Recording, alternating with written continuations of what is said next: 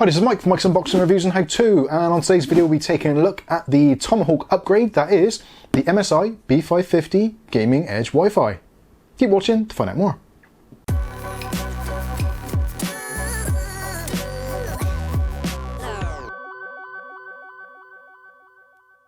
Okay, so in today's video we'll be taking a look at MSI's B550 Gaming Edge Wi-Fi from the MPG group of motherboards.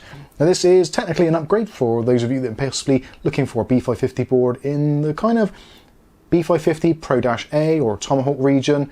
This is a slight upgrade with a few extra features thrown in and possibly will be a better choice for you for your upcoming system build.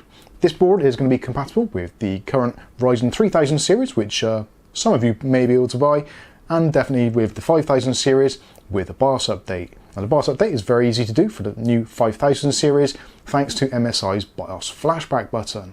But all of that sort of stuff we'll take a look at when we do the unboxing and look at the features. So we'll start with a product tour of the box, then see what we get inside the box, take a product tour around the actual board itself, and then we'll go through with my thoughts and my recommendations. Also, there will be follow-ups to this video, so if you want to see how to actually flash the BIOS on a board like this, we will be doing a follow-up video, so don't forget to click on the subscribe button and the chime icon and you'll be notified of future video releases. Also, in the coming future, we will be doing builds on this based around the Ryzen 9 3900X and see how well it does. But for those of you who want a kind of spoiler of that, if you go over to Steve at Hardware Unboxed, he did a fantastic group test of the boards and this actually came out in the top 2 boards. So definitely worth taking a look at that video. After you've watched this one, of course. So first of all, let's take a look at the packaging. So as you can see, it's got the traditional MSI logo, all that kind of stuff, and it says what it is, B550 Gaming Edge Wi-Fi, B550 chipset obviously, and on the front there it says 3rd gen AMD Ryzen desktop ready. So it is ready for the 3rd gen, 3000 series, etc. But unfortunately will not be ready out of the box at the current time for the 5000 series. This is December 2020, so obviously if the board's on the market and they've got the extra sticker on there saying Ryzen 5000 series ready, then that means that the BIOS has already been flashed or updated to take those newer processors. On the bottom, it does make special notifications of some of the APUs which are available from the 3000 series, such as the 3200G, and it says specifically that it isn't compatible. Although, as we found with a lot of the other boards, the Ryzen 3400G and the 3200G, and for that matter the 2200G, generally all do seem to work very well with the B550 boards and even X570 boards. So obviously do take that with a pinch of salt. Now looking at the bottom here, it says B550 chipset. I'm not going to get too bogged down in the technicalities of the different chipsets. Effectively the X570 is the best one, the B550 is the next one down, and so on and so on. The real main difference between these chipsets essentially is the fact of how the PCI Express 4 gen is actually integrated to the boards. Generally with the X570 boards there is a much fuller implementation of PCI Express Gen 4, whereas with the B550 it tends to be just for your main graphics card slot and your primary NVMe port.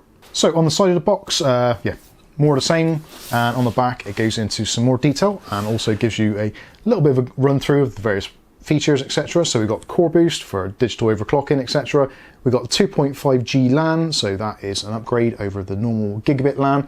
Now don't worry, if you haven't got 2.5 gigabit switches in your house, you can use this. It is backward compatible with traditional 10 megabit, 100 megabit and 1000 megabit connections. Lightning Gen 4, so again going on about the Gen 4 PCI Express support. We've got Wi-Fi 6 stroke Bluetooth, so that is one of the upgrades of this over the Tomahawk board. So this does have integrated Wi-Fi 6 and Bluetooth 5.1, so that is based around the AX200 chipset for the Wi-Fi, and the Bluetooth, again Bluetooth 5.1, so you shouldn't have any issues with latency and dropouts, that kind of thing. Also we've got audio boost, so essentially it's just increased sound to noise ratio of the sound chip, so you'll get a hotter signal coming out of the ports, and also the audio reproduction from microphones, etc. and other external devices should be a little bit sharper and a little bit clearer. At the bottom here it says about the BIOS flashback button, which these days is a very important thing to have, especially with new processors on the market, and constantly there's new updates, X versions, XT versions, etc, etc. So enable you to have the latest BIOS on your board without having to actually have the chip on hand. You can use the BIOS flashback button to flash a bare board effectively.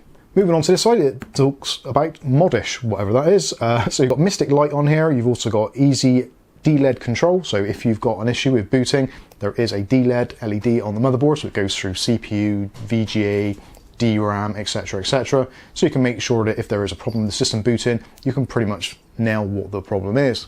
Also, you get a pre-installed I/O shield, which is becoming more and more popular these days. Personally, I don't care either way because I don't really spend a great deal of time looking at the I/O shield, but the fact it's integrated and saves you messing around putting it in the case, then I guess it does make life a little bit easier. Coming down to cooling, so we've got an extended heatsink design, and the heatsink on this thing is absolutely huge, and again, is very reminiscent of the Tomahawk boards, etc, etc. So that does give you a little bit of extra cooling around those VRMs. One of the good things about the B550 chipset against some of the older, cheaper X570s is the VRM is kind of redesigned and does a much better job and is actually cooled much better. So in actually some circumstances you can get better performance out of your processor on a B550 motherboard than you can with an equivalent X570, which is all a little bit weird. Also, we've got on the M.2 slot for your NVMe drive, you've got the Frozzer shield, which basically keeps the drive nice and cool. And also you've got airflow optimized PWM, DC fan, etc, etc.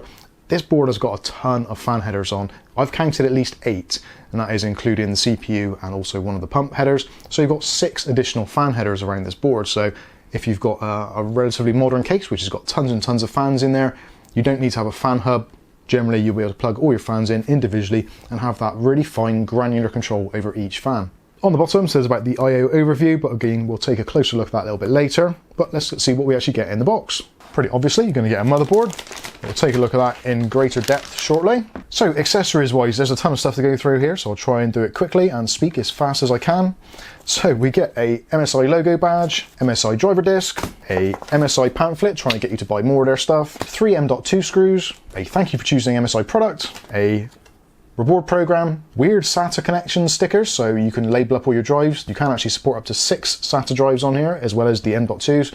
So yeah, you've got plenty of stickers there to stick on each end of the cable. Pretty cool. A warning about case standoff positioning, a quick install guide, and your user manual. Next up is the cabling, so we get a pair of SATA cables, a pair of antenna for the built-in Wi-Fi, and also a nice inclusion is an additional RGB connection. So this is designed for your 3-pin 5-volt RGB connection for the addressable, but it actually terminates in one of the more popular types of termination for the RGB strips, which you can buy. Pretty handy. Okay, so here is the board itself, and actually I think this is a really attractive looking board. It's relatively muted. There's a few highlights of the kind of grey or silver, but generally in the most part it's all a black look. Black PCB, black heat sinks. Yeah, it's a very muted board, so should work with pretty much any type of build if you're trying to go for a kind of stealthy look.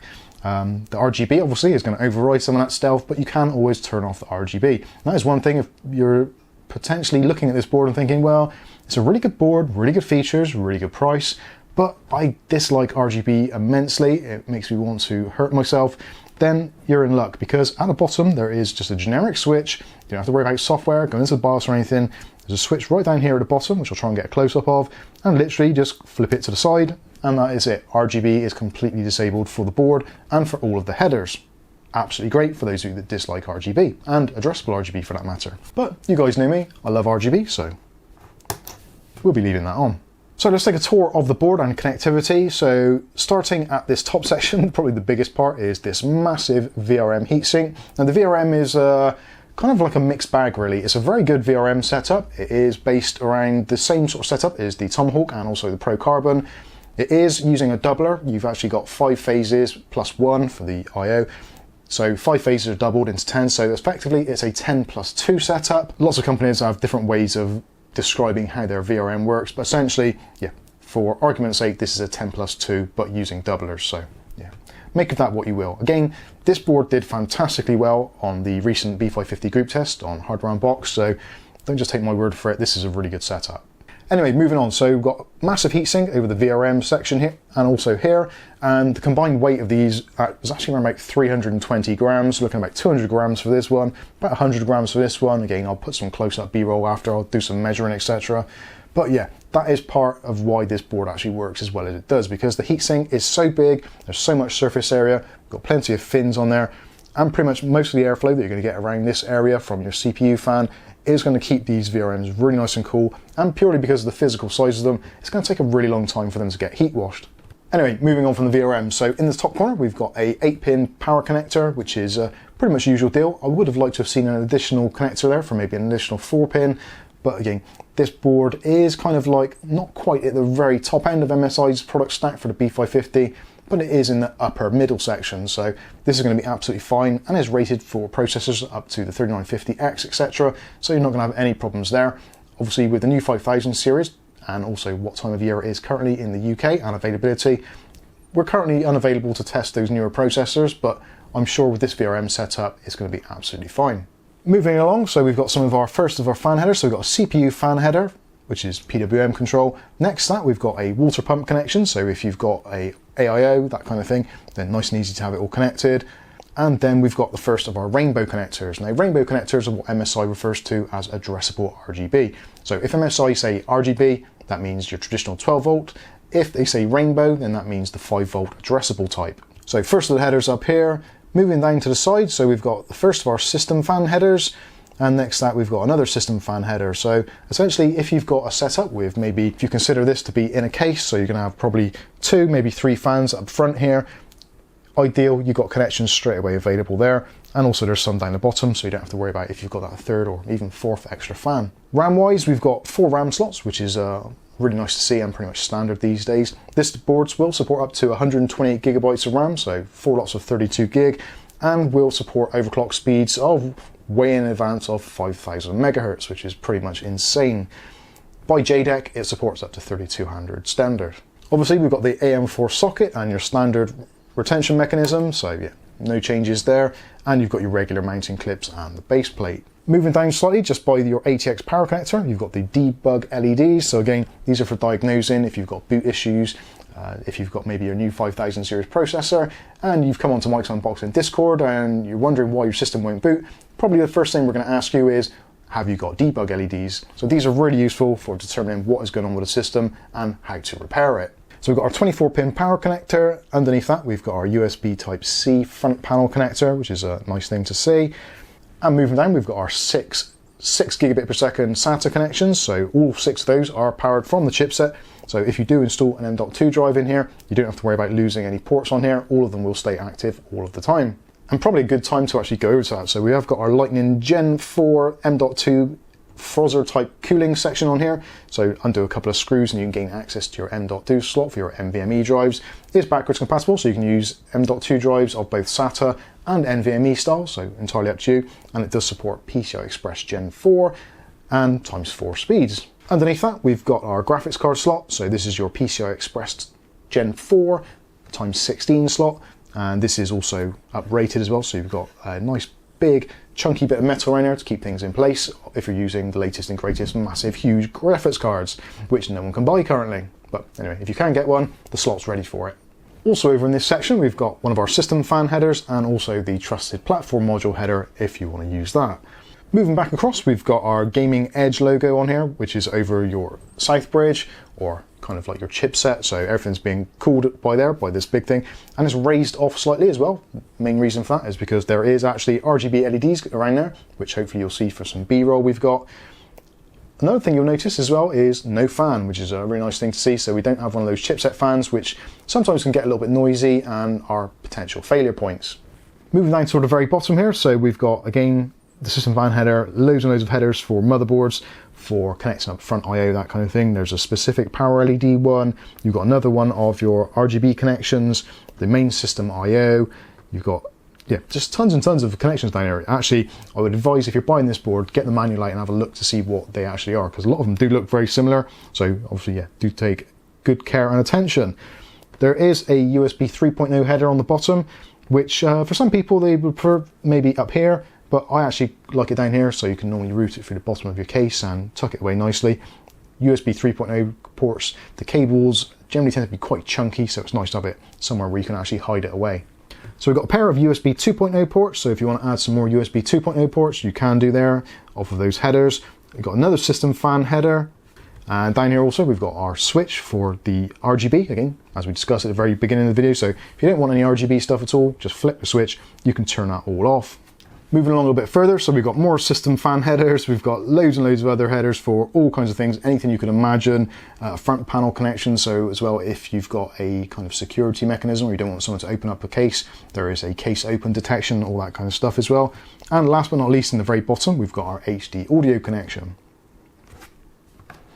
Moving back slightly, we've got another M.2 port here, so this is PCI Express Gen 3 times 4. So this is going to be for, again, NVMe drives or SATA drives, entirely up to you. Doesn't have a heatsink on there, so obviously do bear that in mind. Most of these drives don't generally tend to get that hot unless they're under sustained load, so yeah, do bear that in mind. You may need to purchase an additional cooler. Also, we've got another PCI Express Gen 3 times 16 size slot, although this is only wired for 4 times, and you've got your PCI Express Gen 3 times 1 port. Just here is our CMOS battery and also the CMOS battery reset. So if for some reason you set some crazy stuff in the BIOS and it doesn't boot, then you can quite easily either flip the battery out or short those 2 pins out, and that will reset the CMOS. I do like the fact they've made this slightly lower, so if you have a larger graphics card in there, you can probably still get in there with a small screwdriver just to bridge the gap there. Back down to the audio, so we've got HD audio, and this is taken care of by Realtek's AC1200 chipset, which is actually pretty decent. Supports 7.1 surround, you've also got speed if, etc. And again, it's got audio boost, so we've got those slightly raised frequencies. So moving around to the rear I/O, first of all, we've got our BIOS flashback button, and you can use the port which is highlighted there to insert your USB stick with your latest BIOS on there. You can go through and flash all that. Again, we will be doing a follow-up video on how to do that, so make sure you're subscribed. Standard USB 2.0 port there, and you've got a combination keyboard mouse port. Moving down, we've got our display port and HDMI ports. Again, those are only ever going to be active if you're using an APU.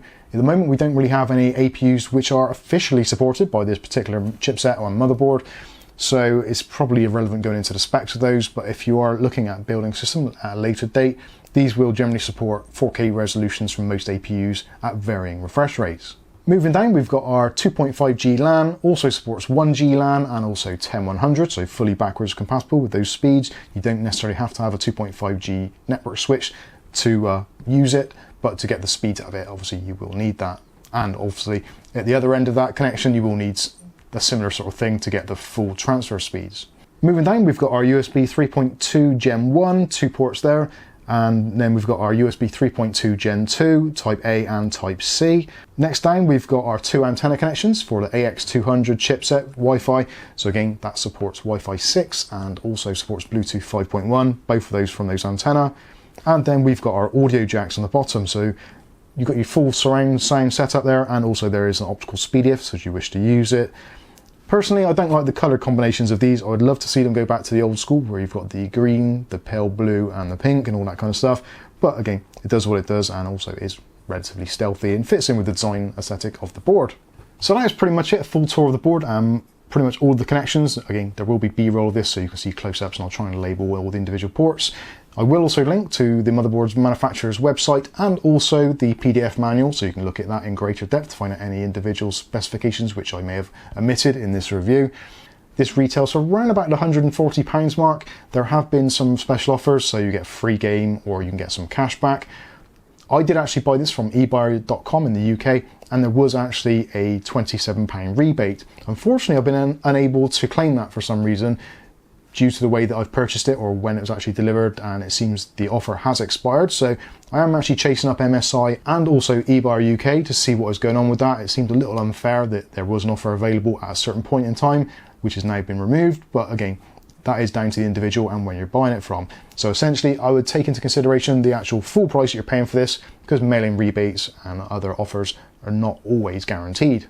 So for me, from a personal point of view, this is most likely to be replacing my Asus Gaming Tough board, which is an X570 board.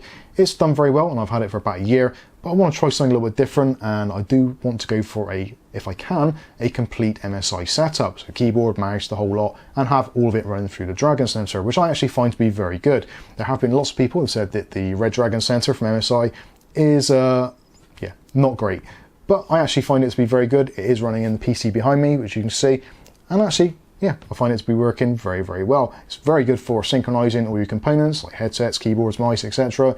And the fan control I do find to be actually very, very good, and it's certainly tamed some of the louder fans in my system. But going back to this particular board, so if you find this board available for a similar or the same price as something like the Tomahawk board, or maybe something like the ASRock B450 Pro 4s, that kind of thing, then I would certainly give this one a good look. It is towards the higher tier of the B550 boards, and again, Steve from Hardware Unboxed did some reviews of this and actually found it to be extremely stable and a very highly recommended board. So I think that's going to pretty much wrap this one up. Personally, I'm very pleased with this board. I think I paid a fair price for it. Shame I didn't quite get the rebate as of yet, but I'm still working on that. And at the price with the rebate, around about 112, 117 pounds, something like that, I think this is an absolute steal. At 140, it's still not a steal as such, but certainly good value for money as far as I'm concerned, especially in these crazy COVID times. So as I said before, don't forget to subscribe and all that kind of stuff so you can see how to do the BIOS update on this, and also how the build goes, etc., and my findings with the Ryzen 9 3900X. So that wraps this one up. I've been Mike, this is Mike's Unboxing Reviews and How To, and hopefully we'll catch you in the very next video. Thanks for watching.